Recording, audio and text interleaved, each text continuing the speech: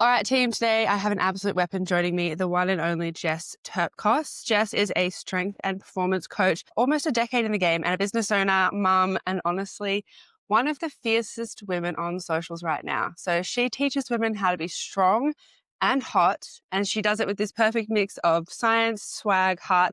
She actually barks at her clients mid-lift, licks the screen when the form videos are fire, and she loves really hard on the women in her community, which I can totally identify with. Jess is loud, unashamed, utterly unapologetic about backing women to take up space. And that's exactly why I hired her to be my coach. I was inspired by the way she loves the women that she works with. Now, before we dive in, I want to ground us into what this podcast is really about. So, Disgustingly Easy was created to strip away all of the noise, the overcomplication, the pressure, the perfectionism, and just remind women that strength, growth, self leadership can actually be really fucking simple. It's about doing the little things consistently, that so consistently that success becomes inevitable. And every guest I'm bringing on here, just like the beautiful Jess today, embodies that in their own way. So, women who show up with grit, heart, a no bullshit approach to living strong. Jess, welcome to Disgustingly Easy. An honor to be here. What an intro. I am excited for this series and I can't believe that I'm here on the opening episode. So thank you for having me. So, the reason I wanted to get you on today was just because you have been a real standout to me on social media. And probably the main reason for that is speaking to strength, speaking to evidence based training and nutrition, and then just getting about being really fun, really authentic, and embracing the fact that you want to be really fucking hot and have a nice bum and do nice big flexes in the mirror. And I think you sit in a place where you balance all the contradictions of women and lifting and social expectations and diet culture pressure, and you perfectly embody what I imagine the long game message is there to provide. Thank you so much. Try really, really, really hard to make sure that the messaging is so in line with how I Mm, feel. Cause it's existing in social media and needing to show up because it is work. Um, Not wanting, I'm somewhere between wanting to decenter men, yet part of my message is wanting to be hot. And that is not for the male gaze. It's like hot is, strong is hot. And mhm. that's my entire messaging. So I love that it gets communicated well. And yeah, it's always science based. It's always like get fucking jacked. And it's all of that it's the result of those small decisions every single day to be your best self, to take up the space, to say what you want to say, to prioritize yourself. Because at the end of the day, that's I think what most people struggle with, especially women, we struggle with the Yeah. most, prioritizing ourselves. Yeah, absolutely. And I mean, it's probably safe to assume you didn't start in this place in terms of like, you didn't come fresh out of the womb just being like, fucking rah rah, let's go. What have been the key moments in your journey in growing up, adolescence, becoming a woman, becoming a mother, becoming a coach that have led you to a place where you can kind of own this space so unapologetically? Yeah, it's so funny you say that. So I've always been quite outspoken since I was young. Mhm. However, I lost it from about Mm. 16 to 22. Um, and in a period of my life where, you're finding yourself, my history is very, um, disordered eating. So from when I was younger. So, trigger warnings. But yeah, I'm quite open about it on socials as well. So as a late teen, early 20s, I suffered anorexia. Then I had binge eating disorder, to follow it Mhm. up. Have gone to therapy, have done all of the things. And I think would say that that healed potentially when I was like 23. So got onto it relatively young compared to some. But I was already a coach at that stage. I was actually already a powerlifter, already a coach. What empowered me to find my voice again and whatnot was actually finding I didn't have God bless my mum. I love her so much. But she's somebody that is the typical stifled her own voice to make her husband happy. And that's kind of what I grew into, the first relationship that I grew into. So that removed all of that for me. I couldn't find my friends that encouraged me to be loud. My first employer as a coach, like frenemies where you think that they want the Mm, best for you, but they're really just trying to like squish you mhm, down. She mhm, was one of those. So I hired it. One of my clients who turned to my best friend and is the godmother of my child, I hired her as a dietitian. And she helped me through binge eating disorder. She's the first person that I could openly talk about it to. And then from there, through coaching, through the gym, I continued to find these women in powerlifting that were strong and not ashamed to be strong.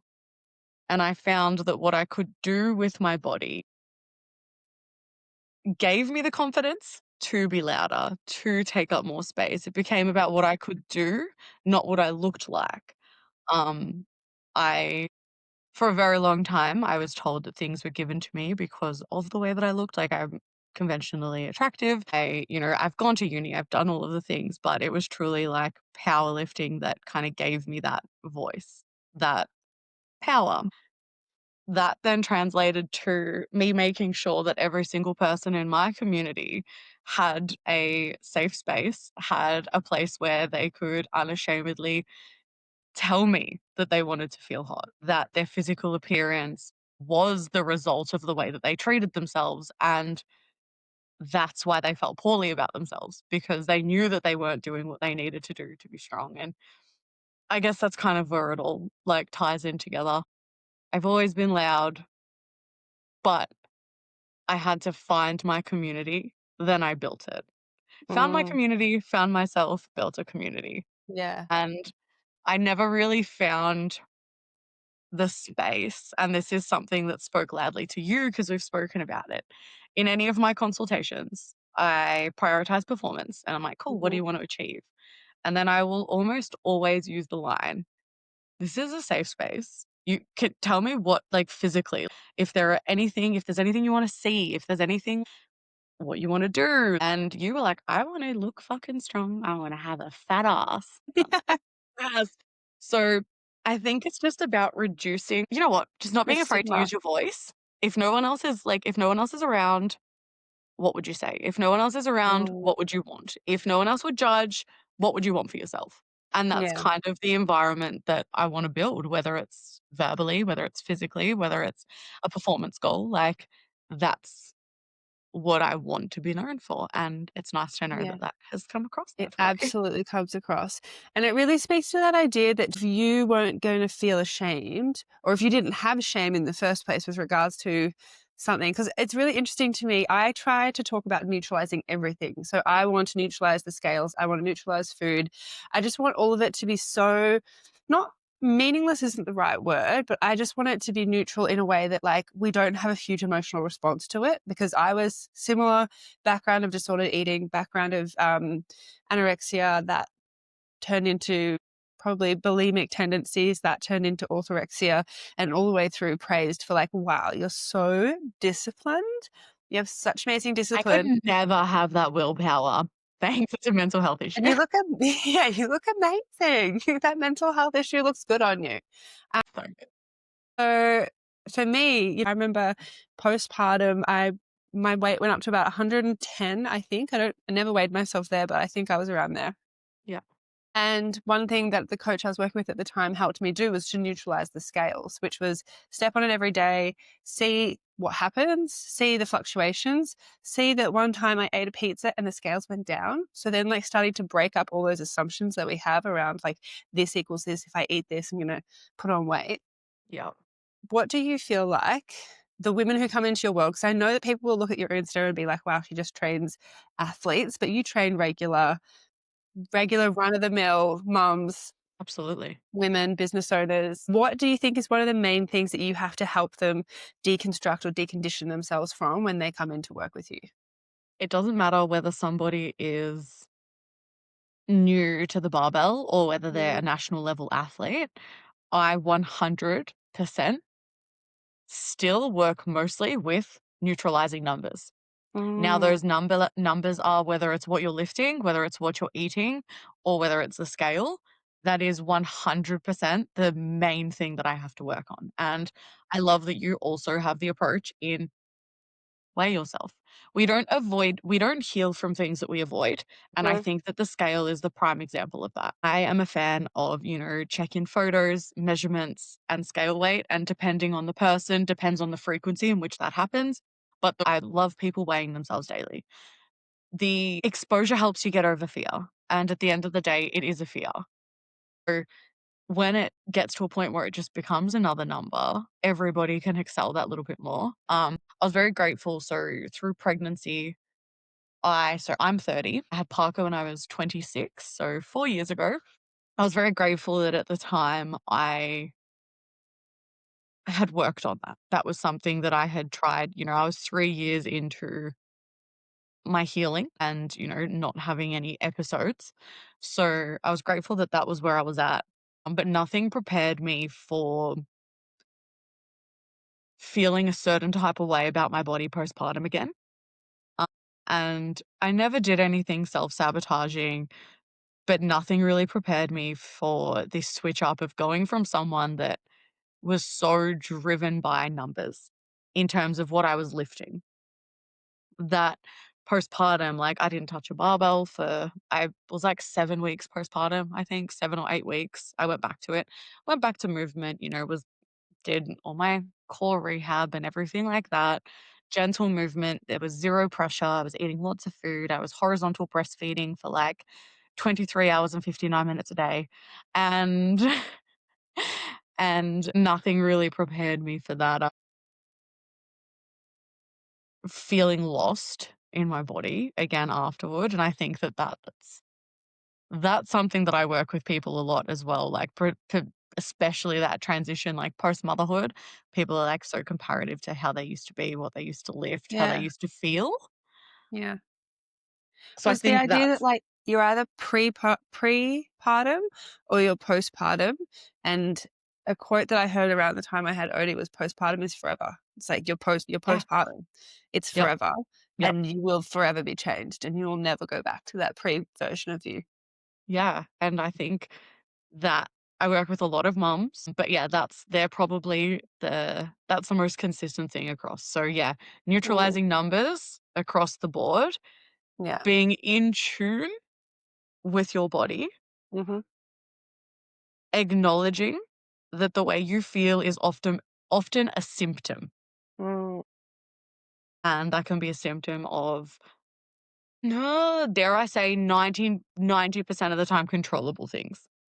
So I think that that's kind of the most common things, like, I work with and work through, and it doesn't really matter what level people are yeah, at in terms of their journey, but those things are kind of everlasting.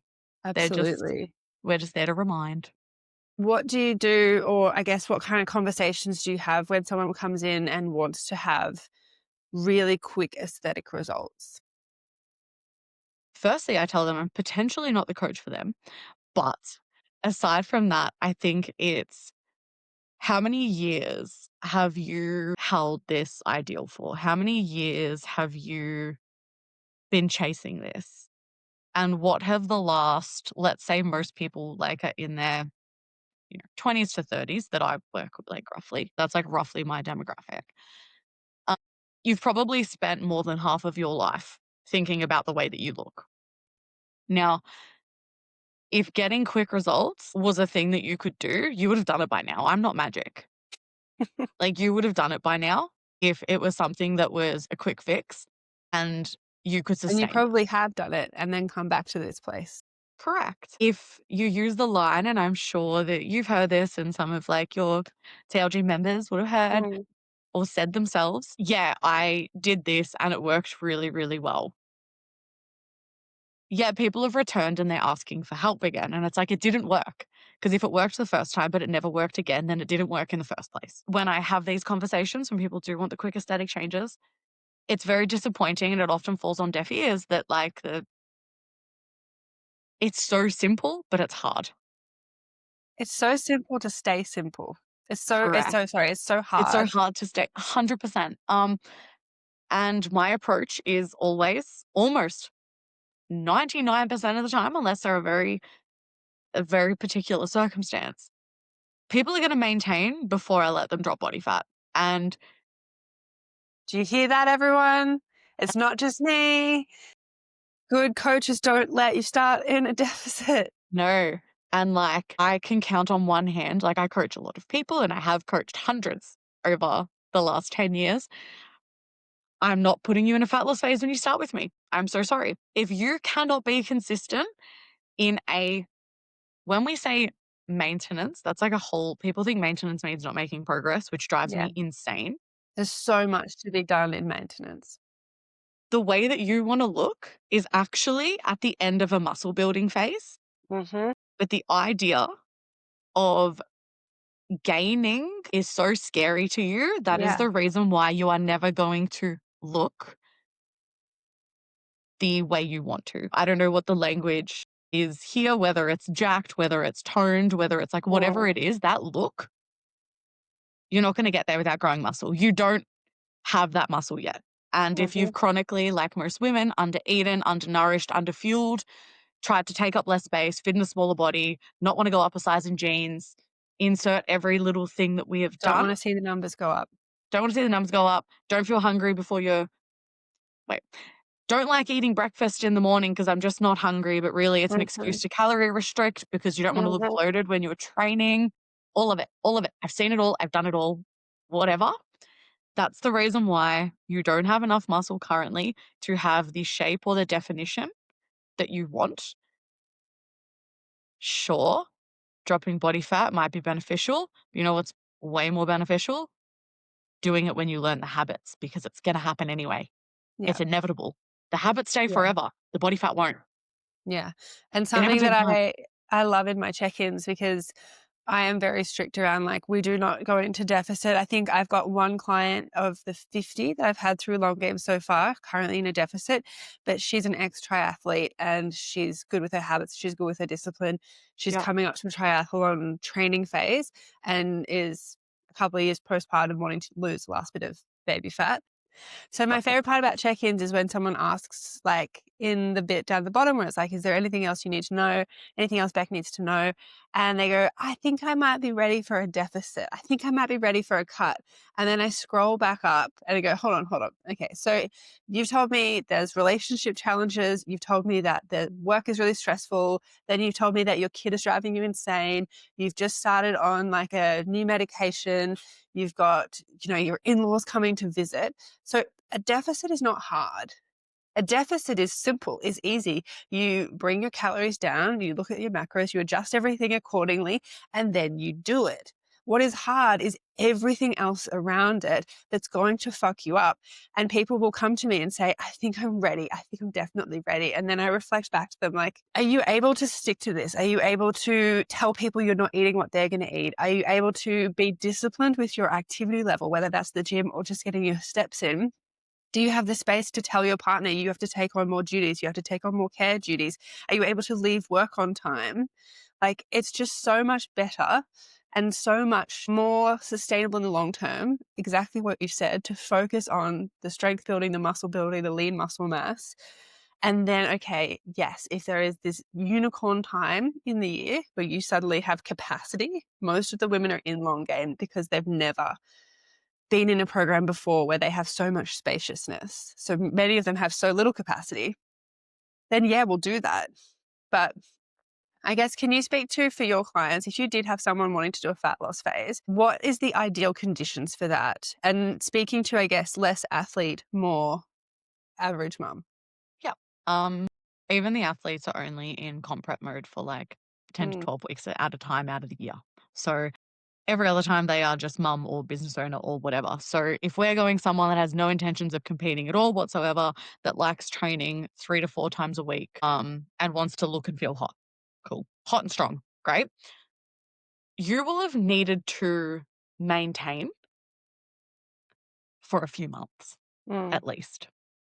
Um, so when I say that, I mean you actually don't miss a training session unless there are, you know, very Mhm. considerable circumstances, sickness, you're not training through it, not miss a training session, still treat their nutrition as a priority, even through a maintenance phase. That doesn't mean not saying yes to dessert. That doesn't mean any of that. It means you tick your protein, fats, carbs, vegetables, fruits, fiber boxes regardless, and you prioritize the way that your food makes you feel, eat for performance. Mhm. You still have daily activity, steps, walks, whatever it is, whatever it looks like for the person, and you maintain that consistency. I can't put a number on it, but if you can't maintain that 80 to 90% consistency or so through a maintenance phase, what on earth makes you think I'd be doing you a disservice? I'd be setting you up for failure 100%. by making that harder Mhm. for you. The other things I look at the calendar ahead and I say, what do you have coming up in the next, whether the fat loss phase is 6 weeks, 8 weeks, 12 weeks, whatever it is. I wouldn't really go any more than that without chucking someone back into maintenance. What do you have coming up in the next few months? So if someone wants to start a deficit now on the 24th of October, I would say, amazing. What Christmas parties do you have on? What are you doing on the November long weekend? How many events do you have between now and Christmas Day? Mhm. When your kid has Halloween candy, which will inevitably happen, how are you going to respond to that sitting in the pantry? All of these things, once I look at that, so how they have been, what there is coming up ahead, and picking up on their language around food, around training, their Good, energy bad. levels, and their environment. So, yes, Mm. like that looking into the future is your partner FIFO? Is your partner picking up overtime because it's the end of the year and he actually has to pick up Saturday mornings now for a little while? All those little things are not little things. When you are going into a calorie deficit, which is an energy deficit, you are Mhm. making yourself tired. You are depriving yourself of nutrients in the name of fat loss. Let's call it for what it is. Like, you are Mhm. meant to be more We're tired. under eating. You are under eating, and that's okay for very, very, very small periods of time if all of those other ducks are in a row. I think the other thing to note is that when you do have that better foundation, the muscle mass, the habits, and whatnot, Mhm. you actually need to spend less time in a fat loss phase because it's easier to be leaner. Yeah, and if you can bring your maintenance up, then the fat loss phase isn't taking you down so far in calories that you are just, struggling to actually make the volume of food fit with the calorie restriction. Yes, and this is stuff that I talk about in Long Game, and it's so nice to hear the message echoed, because one thing that I notice is that when we start to talk about prioritizing your nutrition in maintenance and needing to do that in order to reflect that and prioritize that in a deficit, one thing I think that I see a lot is I don't want to prioritize in maintenance because that's not important. But then when it comes to a deficit, suddenly there's 10 times as much effort. How do you respond to that? I literally did a story on this, I think it was like 2 weeks ago. It might be why it's in my brain. Yeah, well, I said the reason why you so deeply yearn to be back in a deficit, Mhm. sometimes for a lot of people that have been in this for a long while, it's because you like the person you are when you're in a deficit. And it's got a lot less to do with the way you look, but it's a lot more to do with the fact that you actually start taking your own word. Your self efficacy improves. You start doing the things you say you're going to do Mhm. because your brain is like, well, I'm in a deficit, so I am all of a sudden going to prioritize my nutrition. I'm going to make sure I hit my targets. I'm going to go for that 15-minute walk when I've got 15 minutes instead of doom scrolling on the phone. All of that. And you start liking who you are a little bit more. Less to do with the way you look because your Mm, body's not changing a lot in 2 weeks, sweetheart. It's way more to do with the person that you become when you lock the fuck in. mm. You don't need to wait for a deficit to lock the fuck in. Why is it so easy to lock in when we're going into a deficit, when we know that the outcome is potentially going to be fat loss? Because we know we're getting validated. We know we're going to get comments. We know people are going to notice our hard work. We're going to get told we're doing so well. We're so disciplined. And what we need to be able to do is have all of those things reflected inward to ourselves from ourselves. Because one of the reasons why I find women are so desperate to do a deficit is because they'll get validated or get some external attention that tells them you're on the right track, you're doing a great job, you're really great, you're so good, oh my God, and all of that, when you can do that for yourself. And I know it's hard, it doesn't come naturally for a lot of us, but you can do that for yourself, and you won't actually experience the consistent success until you can direct all of that inwards. And like, to be honest, I feel like it's taken me like a good 20 years, but I'm in a place where I really don't give a fuck if anyone thinks I'm doing a good job. Obviously, you thinking I'm doing a good job will be important, and you wanting to lick the phone when I send you things makes me feel really That's great. your plan that I'm helping you achieve. It's not But it my plan. also, Well, like, yeah, it's you adding to how I already feel. It's not you coming along, digging me out of my hole, pulling me out and telling me I'm so amazing. Yeah, I saw recently, and I'm not going to name it because I don't want anyone to, if they're in a place where they're seeking quick results, I don't want anyone to go seek out this person. But I saw one of the typical, very big online programs spruiking their 8-week challenge. I fucking hate challenges. Spruiking their 8-week challenge, saying that Debbie, or whatever, for lack of a better word, Debbie lost 16 kilos in 8 weeks. And to advertise that, like, fair enough, if Debbie did that, fuck. That tells me she was probably very locked the under fuck in and calories. eating very little. Yeah. But to advertise that says that this is something you can experience if you purchase our program. This is something you can experience. There was no caveat. There was no like, Debbie weighed 135 kilos before she Correct. started. And that level of weight loss is pretty much in alignment with being that big and going into a big deficit. But like, did Debbie fucking sustain those results? Did she have any good habits when she came out of that? Were her hormones okay? Was her sleep okay? Was her energy okay? Like, Where's the what after photo? the after photo, exactly. So if there was anything that you could just delete from the current fitness industry, what do you think that would be? Oof, loaded question. What makes you want to flip a table? Things that make me want to flip a table, probably the short-term results being glorified. Yeah. I feel like that and the no context. I Mm, like context. I'm a context person. And I think that when it comes to glorifying fat loss with no other context is mm-hmm, something that needs to go in the fucking bin. mm-hmm, Glorifying postpartum weight mm, loss needs to mm. go in the fucking bin. What do you wish what do you wish mums knew about training and body composition, and like, what do you Cool. wish was spoken more about to the woman who has just had her first baby and suddenly realized that I'm in this entirely different relationship with my body? Okay. You might not want to hear this because you feel like you're in a foreign body and you feel like the weight loss was I'm going to speak so frank right now. This is Mm, how I talk. And if this isn't your experience, it will be someone else's.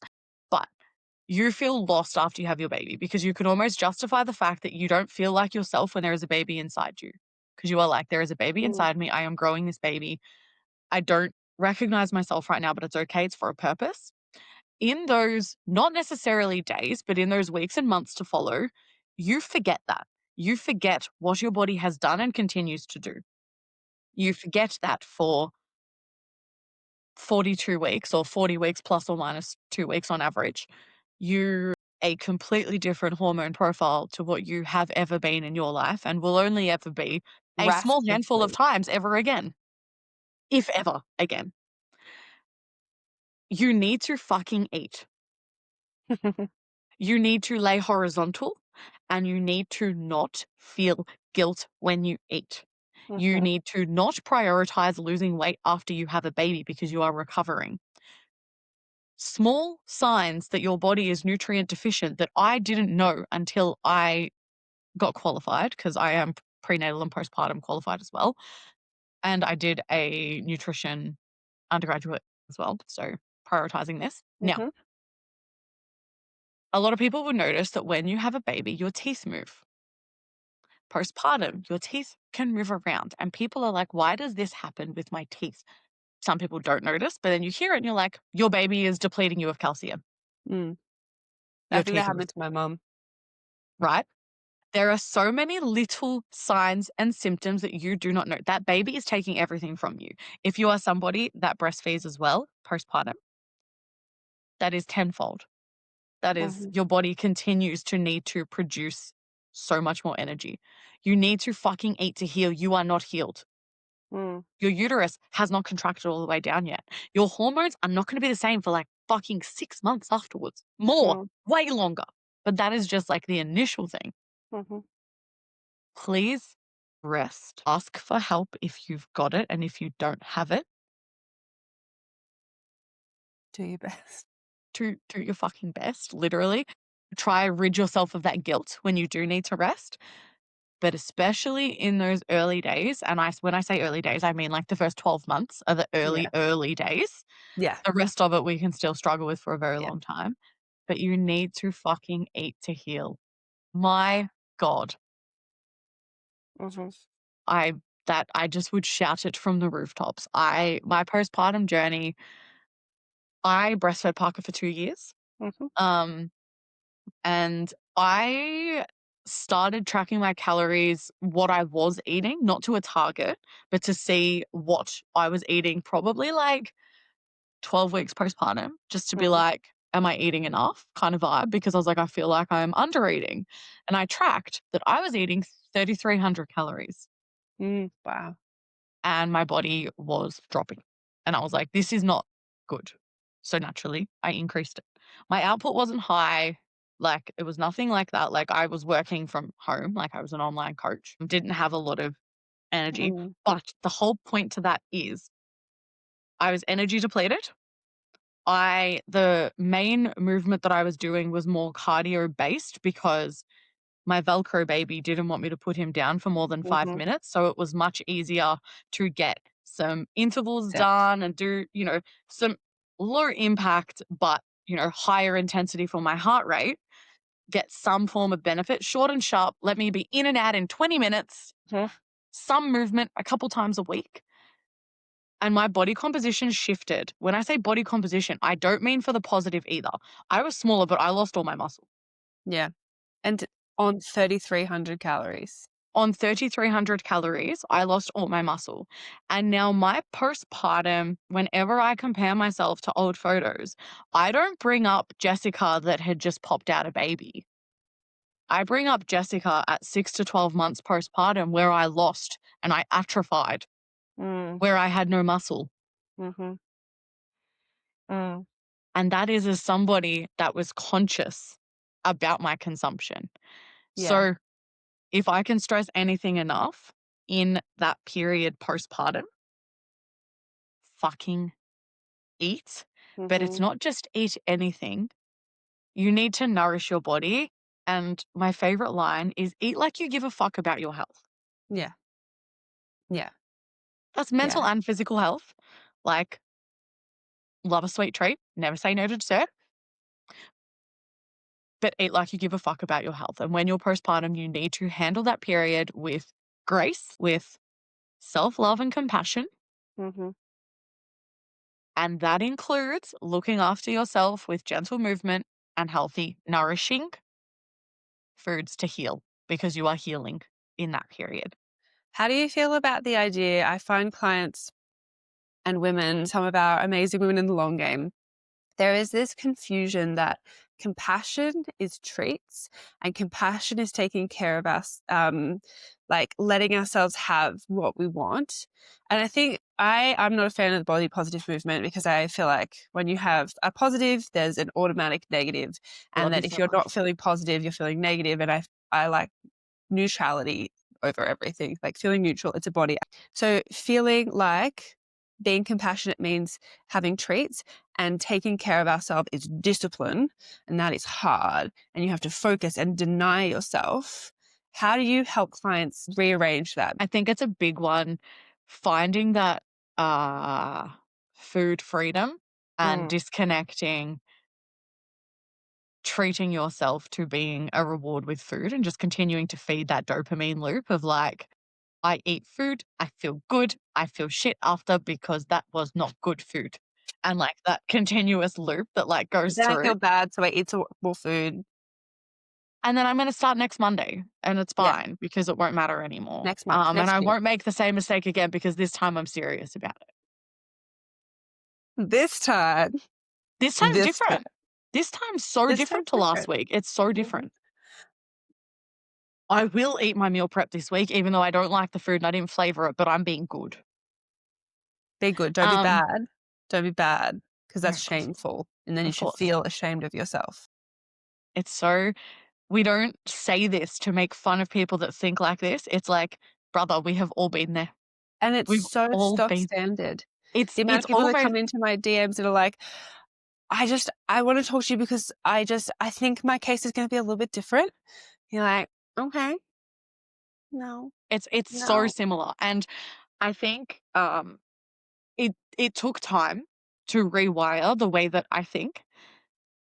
I'm gonna be so for real. I had to take trigger foods out of the house for a really long time. Yeah, yeah, yeah. I am currently on day, let me not fuck this up, 29 of my cycle. I have a Mm. 31-day cycle. Oof. I want to eat everything around me. I have a bottomless pit of a stomach. Mhm, That's never going to fucking go away. mhm, What changes is like I had to do things and put parameters in place that I don't need a chocolate because I have a craving, or I don't need these things. I don't deserve it because I've ticked every macro box for 3 weeks straight. It's not about any of that. I have individually packaged foods at home and portioned foods at home, so like Freddo frogs in a bag rather than a block of Cadbury chocolate.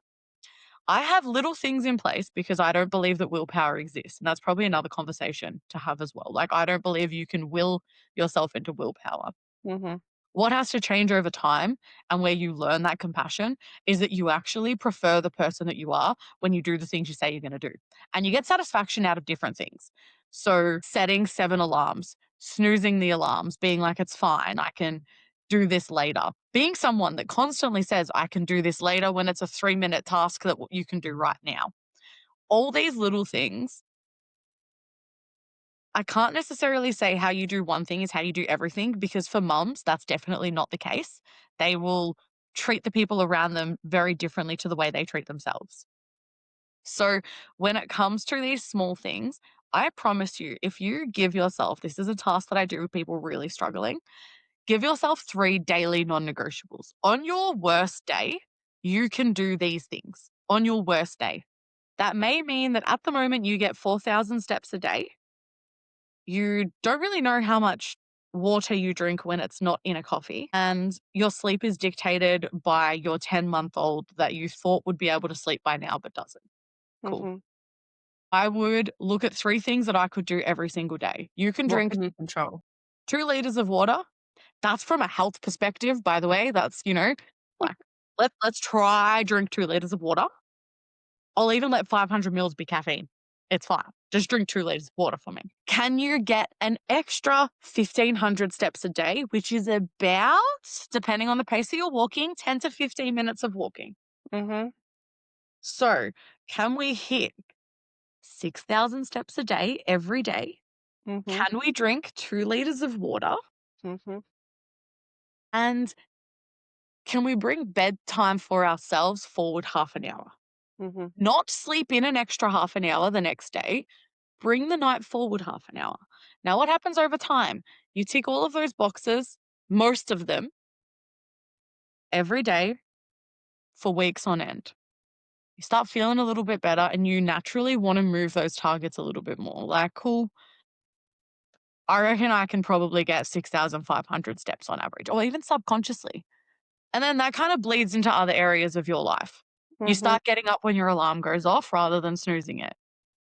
You have a protein shake next to your coffee on the morning that you couldn't be fucked making breakfast, but you're like, oh, I should probably have a little bit of protein because Beck and Jess tell me that protein is like fucking important. maybe, So you start adding a bit Mhm, of vegetables to your food. You start mhm, doing these things and then you say yes to the birthday cake because you're at a birthday. And then you realize after a little while, you're actually not thinking about that birthday cake the next morning. You don't feel Mhm. like you need to burn off the birthday cake. It's all of these small little things. It doesn't happen overnight. You have wired yourself this way for decades. But when you can do the things you say you're going to do and you build trust in the daily, boring, monotonous stuff. Notice that in all of those targets had nothing to do with food. It's you treating yourself better. Mhm. You get more satisfaction. You like yourself more. You like the person you are when you prioritize yourself. It doesn't take away from other people. Your child is not going to resent you for taking a 15-minute walk. Fine. You'll be okay. They will be fine. They will love you for it when they're older because you show them that these are healthy boundaries that a person can set for themselves by prioritizing themselves. And over time, you can start working on what gives you dopamine. It is rewiring without putting the fancy mindset language around it. And I think that they're never the answers that people want to hear. You meal prepping for next week is not going to stop you from raiding the pantry. Mhm. You going into a deficit is not going to stop you from raiding the pantry. You doing all of these things, like it's not going to change it. Mhm. We have to think about how we can fundamentally rewire what we've been taught by every time we scroll. We build our algorithm so you look at something for more than 2 seconds and suddenly like your entire feed is fucking fat loss transformations, summer's coming, this person's postpartum journey, this person dropped Mhm. this much weight, and you just keep Mhm. going. And you have to rewire the fact that that's what you've been fed since you saw that Angelina Jolie got called fat when she was probably 40 kilos at most, when you were 15 years old, right? So it's all of those like little things. And I think like if there's anything to take away from like all of this, it's like the little things are the big things. Mhm. And the way that you're viewing food right now and the way that you view yourself and the fact that you feel like you need to be smaller are a symptom of this root cause. They're not the reason why you don't like yourself. You don't Mhm. not like yourself because you weigh X amount or Mhm. because you wear a size blah, blah, blah. It's because you don't treat yourself with respect. Yeah. I liked myself way better at 110 kilos than I ever did when I was 64 kilos, which is like the lightest I've been as a grown adult Yeah, woman. Love 100%. everything you just said exactly describes disgustingly easy and the ethos that I try to drill in. And it's really interesting because women who've been into the program since April, May have like started to come around to disgustingly easy and it takes some fucking time. It's the reason why I made long game 12 months instead of 12 weeks, because even with all the ethos and all the conversations and all the calls and everything we did, people were still carrying these really rigid, even like subconscious ideas of what they should be able to achieve in 12 weeks time. And disgustingly easy, like as you were talking, this idea comes up that I think about all the time, which is like the slow road is the shortcut. You trying to shortcut and trying to get all these like quick fixes has led you back to the exact same place time and time again.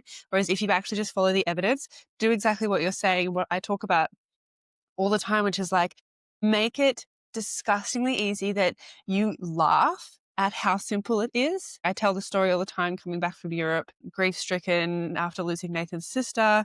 I'd put on 7 or 8 kilos of ham and beer and I couldn't run or do all the things I used to do. And I started running 200 meters. I used to run 15 Ks. I started running 200 meters 3 times a week and was like, okay, I'm going to make it like so easy that I can't fail. But then the dopamine, the ticking it off, the feeling really good that I did what I said I would do, started to trust myself again. That bled through into like my relationship with food, my relationship with my body, my relationship with other forms of exercise, and slowly but surely increased until I got back to a level where I felt proud, happy, comfortable, capable in my body. But it never, ever, ever worked or started with me doing something drastic. 100%. And Yeah. like also you saying, I liked myself more at 110 than I did at 64. And tying it even back further to when we said people are chasing, like, whether it's consciously or subconsciously, the compliments that they know they'll get in a deficit. Not that the opinion of other people matters, but as somebody with a platform where I speak to women on my platform and women only, I get so many more compliments now that I am 10 kilos heavier than I was. I'm Mhm. about 8 kilos heavier than I was 2 years ago. Mm-hmm. I am so much more jacked than I was Mm-hmm. 3 years ago. I spent a year deliberately growing, deliberately gaining. And now the compliments around like, you look so jacked. Your glutes are huge. Like all of that. I'm like, that's not an accident. How much of that is also related to people wanting to compliment you because you exude the kind of confidence that they feel some sense of attraction or magnetism to? Yeah, I think it's that. It doesn't matter what phase I'm in because if you were Mm. to tell me 2 years ago that I would be 10 kilos heavier and I would fucking love it, I wouldn't have believed you. Even though mentally I was fine with food, I would be like, 10 kilos? You reckon I'm gonna, I love myself now. You think I need 10 kilos to love myself more? I didn't need it, but I can fucking squat 145 kilos for reps. 45. But like none of that's, none of it's an accident. Mm-hmm. The other thing that I do when women are in my DMs and they're like, "Holy fuck, your ass has grown." I'm like, "You have been liking my photos and replying to my photos ever since I was, it's like 2, 3 years ago. Like you've been Mm. along on the journey the entire time." And it's when they say, "I want glutes like yours," or "I want this." I'm like, "Baby girl, if you were eating the entire time I was instead of taking the shortcuts, you could have had it too." As a mum, Yeah. as a business owner, you have so many similar categories in your life than the women in the long game because we've got lots of business owners, lots of mums. Cohort is largely neurodivergent. I don't know where you sit with any of that stuff. Diagnosed ADHD at 25 years old. Boom. So you are a great representation of like what it looks like to be in there for the long game. I've got two questions. One is, what is a mantra that you live by? Something simple that can maybe encapsulate a lot of our conversation that women can hold to or think to when they're struggling. Secondly, what is the one thing you think women need to remember about themselves in order to stay in it for the long game? Oof. So the one thing I say to myself, my mantra, like every single day, I could get my diary top line every single day when I write out my to-do list. Every single day, I do what I say I'm going to do is the first Mm, line that I write. The, mm, the first line that I write every single day. I do mhm. what I say I'm going to do because that's so much more than the way I look or my training or the way I eat. As you said before, so I'm a single mom, business owner, national level powerlifter, national level coach, powerlifter, coach of 10 years, all of ADHD. the things, all of the hats, all of the hats. I also work like in STC. I've got different roles. There's so many different things. But in order to be in it for the long game, you need to look at the minute, the task, the meal, the rep, the set, the thing right in front of you in this moment and make the best decision in this moment right now that will benefit the person you are tomorrow, next week, whatever. But you need to look at the task in front of you and make that decision there. Once that decision has been made, you forget about it and then you do it again for the next one. If you can't eat a certain meal or you eat a meal out, whatever, it doesn't actually matter because what are you going to do at the next one? Mhm. If you have a shit session, it doesn't really matter because what are you going to do in the next one? Do what you can in that moment and then forget about it once it's done. Amazing. I think that's it. Amazing. Perfect. I love it, Jess. I fucking love you for this chat. This has been so good. And everything you bring to the industry, the mix of heart, humor, like the zero bullshit, the telling it how it is exactly what we need more of. More voices, louder voices, amplify all the women talking about this stuff because this is where we're going to see change. The more people who hear this message, who can start to live, embody this message, I feel like the less pain women are going to experience at a collective level. So if you're listening and you just love everything that Jess has spoken about and you want to see more of her in your feed, make sure you're following her at Jess Tirpkos _STC, and I will link that in where I share this podcast. She's one of those rare coaches who walks the talk. Absolutely. Fierce, passionate, out there doing the same work that I believe in, helping women get strong and loud and unapologetic for the long game. So that is us for today. Everyone listening, remember, when nothing is certain, anything is possible. You've got this and we've got you.